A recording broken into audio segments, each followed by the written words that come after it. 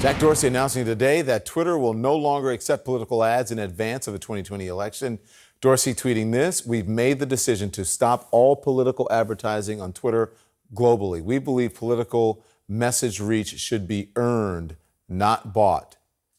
That is in stark contrast to Facebook's hands-off policy of not fact-checking political ads. So let's discuss. Josh Green is here, Mark McKinnon. Short time, a lot to discuss, guys. Thank you so much. Josh, Trump 2020 campaign manager Brad Parscale seems to think that there's bias in the new policy, tweeting this: "Twitter bans political ads in yet another attempt by the left to silence Trump and conservatives. I wouldn't be surprised if Twitter lifted the ban after 2020. The ban applies to everyone, so where's the problem?" There is no problem. He saw bias in the old policy. Now he sees bias in the new policy. Parscale and conservatives generally, I think, have been very effective at working the refs, at putting pressure on social media companies like Facebook and Twitter, get them to bend over backwards to allow conservatives to do things that if they stopped and thought about it, they might not. And I think that's why Dorsey made this decision. I think it's why it's a good decision. Political ads don't bring in a lot of money. As we've seen from Zuckerberg, they bring big headaches, and this is a way of stepping out and saying, you know what, I'm not going to get my company involved in this. Yeah. Mark, you headed up advertising for 3 presidential campaigns. You also went to jail in defense of free speech as a newspaper editor. Is the best way to deal with the fake claims in political ads not to run them at all? No, it's not. I mean, here we have 2 alternatives. There's a third way, which is to do what most broadcast stations and other responsible platforms do, which is they take a look at the content, they determine whether or not it's factual, and it's not factual. Like when we did campaigns in the old days, they'd send it back to us and say, fix it. So there's got to be some responsibility and some accountability. Mark Zuckerberg is saying we have no accountability, and then on the other hand, we have Twitter saying we're not even going to play the game. And by the way, let's be honest about this, they're only losing $3 million in revenue. So this is more of a market game, I think, about positioning against Facebook than it is about. But it's an interesting position that they've taken. But the real responsible position is in the middle, to accept the content, but accept the content that is only factual.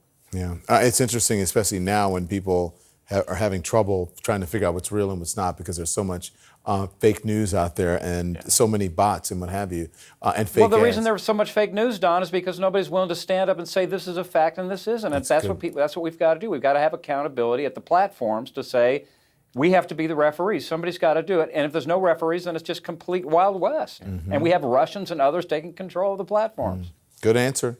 Josh, listen, just today Zuckerberg doubled down on Facebook's political ad policy. Didn't address Twitter directly, but said, "We need to be careful about adopting more and more rules. In a democracy, I don't think it is right for private companies to censor politicians or the news."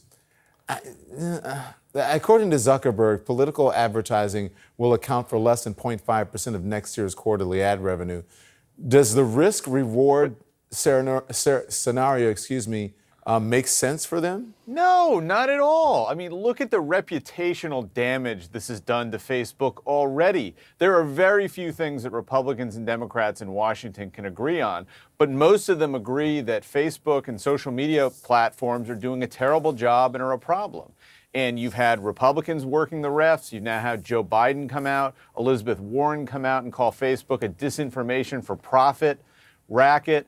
This is going to present at some point not just reputational problems, but regulatory problems when some of these people get power and decide, well, maybe we need to regulate Facebook a little tighter if Zuckerberg himself won't do it. So it is baffling and inexplicable to me why you would put up with these kind of headaches for, as Mark pointed out, such a small amount of profit. The risk reward just doesn't seem worth it.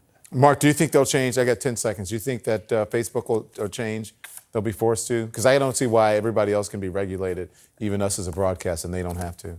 I think they're going to take it to the wall. I think their plan is that they don't want any censorship. They don't want any accountability, and that's the design of the thing. That's why Zuckerberg has doubled down on it. No accountability. That's the way they got where they are, and that's the way they want to go.